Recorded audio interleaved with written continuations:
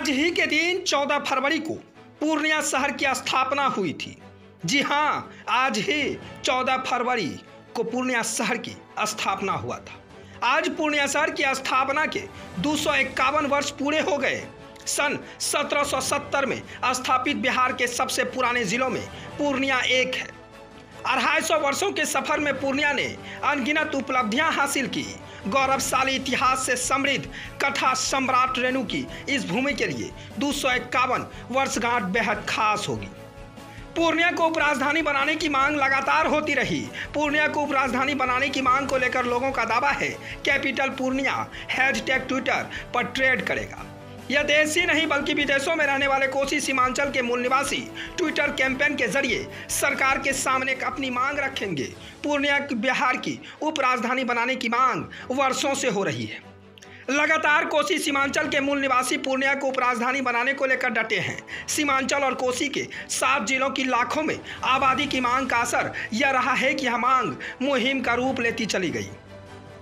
कई धार्मिक स्थलों के लिए जाना जाता पूर्णिया की धरती, यहाँ पर मां पूरन देवी का मंदिर, सिटी काली मंदिर, चुनापुर स्थित माता का मंदिर और यहाँ तक कई युगों का प्राचीन नरसिंह द्वारा, जहाँ पर भगवान नरसिंह खंबे को फाड़ कर बाहर निकले थे। गुप्त काली मंदिर, ऐसे कई तीर्थ स्थानों के लिए पूर्णिया की धरती जानी जाती है। 1770 में पूर्णिया की हुई स्थापना और पूर्णिया को उपराजधानी बनाने की मांग को लेकर लंबे समय से संघर्ष कर रहे गौतम वर्मा बताते हैं कि 1770 में पूर्णिया की स्थापना हुई थी। उस समय देश में अंग्रेजी हुकूमत कायम थी। यह भारत के सबसे प्राचीन 5 जिलों में से एक है।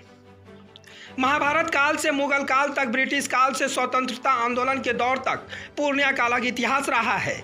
जब पूर्णिया बंगाल का हेडक्वार्टर हुआ करता था, गरीबों की दार्जिलिंग कहलाने की इस शहर में शहरी अहर्ताएं थी, जिससे इसे उपराजधानी बनाया जाना चाहिए। इसी के साथ पूर्णिया जिले का 251वां स्थापना दिवस समारोह पूर्णिया के इंदिरा गांधी स्टेडियम में आज बड़ी ही धूमधाम से मनाया गया।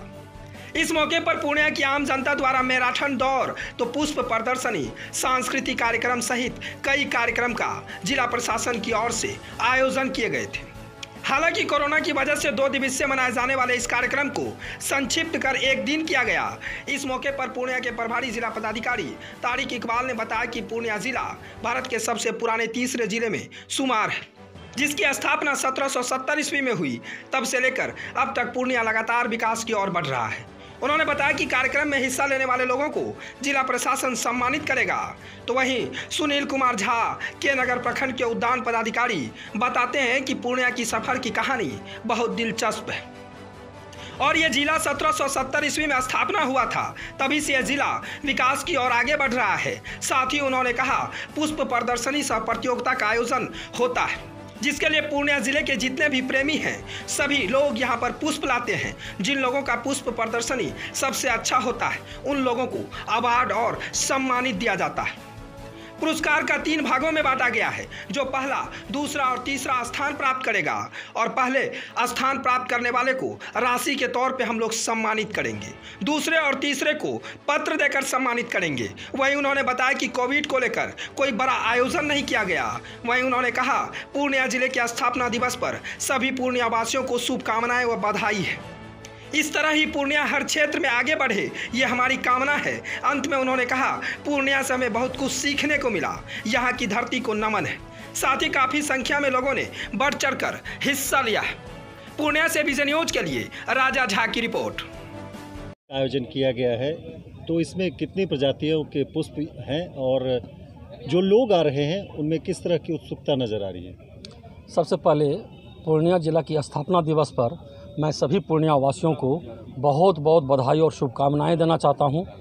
और ये हम लोगों का 291 पूर्णिया स्थापना दिवस है और हम लोगों के बीच में, खास करके पूर्णिया वासियों के बीच में बहुत हर्ष, उमंग और उल्लास का माहौल है। इसीलिए हमारे जिला पदाधिकारी महोदय के आदेशानुसार हम लोग हर वर्ष जिला स्थापना दिवस के शुभ अवसर पर पुष्प प्रदर्शनी सह प्रतियोगिता आयोजन करते हैं, जिसके कारण पूर्णिया जिला के जितने भी पुष्प प्रेमी हैं और जो गार्डनिंग करते हैं, चाहे वह रूफटॉप गार्डनिंग हो, चाहे किचन गार्डनिंग हो, उनके यहाँ जो जो फूल की विभिन्न प्रजाति है वो सारे प्रजाति को ला करके हमारे यहाँ प्रदर्शनी में प्रदर्शन के रूप में लगाते हैं। और उसमें से जितने भी प्रदर्शी होते हैं उस प्रदर्शियों में सबसे ज़्यादा जिनका अच्छा होता है उनको हम लोग अवार्ड एक प्रोत्साहन राशि के रूप में भी देते हैं और एक प्रशस्ति पत्र के रूप में देते हैं। और इसमें होता क्या है कि कैसे पता चलेगा किसका पुष्प सबसे बढ़िया है, तो इसके लिए हम लोग एक कमेटी बनाते हैं जिसमें हमारे कृषि विज्ञान केंद्र पूर्णिया के कुछ वैज्ञानिक रहते हैं, 2 वैज्ञानिक वहाँ से आते हैं और 2-3 वैज्ञानिक भोला पासवान शास्त्री एग्रीकल्चर कॉलेज से आते हैं।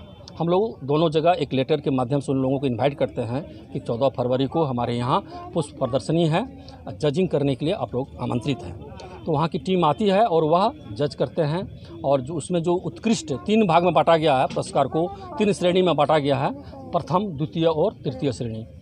तो प्रथम श्रेणी वाले को एक अच्छा अमाउंट के रूप में दिया जाता है जो कि अभी डिसाइड नहीं हुआ है और इसके बाद द्वितीय और तृतीय श्रेणी को अवार्डिड किया जाता है।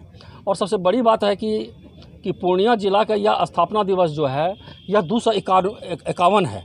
तो पिछले साल जैसे आप लोगों को पता ही होगा कि पिछले साल जो पूर्णिया स्थापना दिवस मनाया गया था बहुत 250वां था। वो 250वां में बहुत तामझाम के साथ जिला पदाधिकारी महोदय के कारण क्या कुछ इस बार बस वही मैं कहना चाह रहा था कि इस बार और भी बृहद पैमाने पर होता, बृहद स्केल पर होता, लेकिन कोरोना लेकर बहुत ही प्रभावित हुआ है और सोशल डिस्टेंसिंग को पालन करते हुए हम लोग इस चीज़ को कोशिश किए हैं।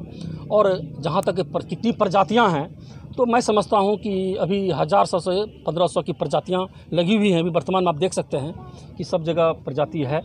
और पुनः मैं एक बार आप लोगों को पूर्णिया जिला की स्थापना दिवस पर हार्दिक बधाई और शुभकामनाएं देना चाहूँगा। क्या नाम है? मेरा नाम है सुनील कुमार झा, मैं प्रखंड उद्यान पदाधिकारी के नगर पूर्णिया हूँ।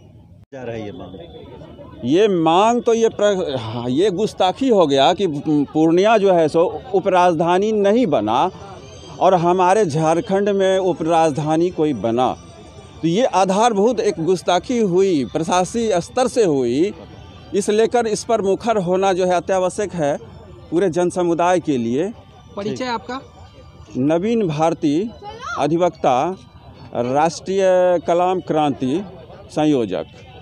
यदि पूर्णिया उपराजधानी बनती है, यहाँ जैसे मेडिकल कॉलेज और भी जैसे मतलब कि इंजीनियरिंग कॉलेज है और यहाँ पे बहुत सारे जैसे युवाओं को हर क्षेत्र में मतलब प्रोत्साहन मिल रहा है आगे बढ़ने का, और यदि उपराजधानी की उपलब्धि मिल जाती है पूर्णिया को, तो हमको लगता है कि सारे युवाओं को और मतलब कि आगे बढ़ने का सरकार के द्वारा और यहाँ के जितने भी प्रशासन महोदय और जितने भी शिक्षा के पदाधिकारी हैं उनके आदर्शों के तहत युवाओं को आगे बढ़ने का मौका मिलेगा। क्या नाम हुआ? मेरा नाम दीपक वत्स हुआ।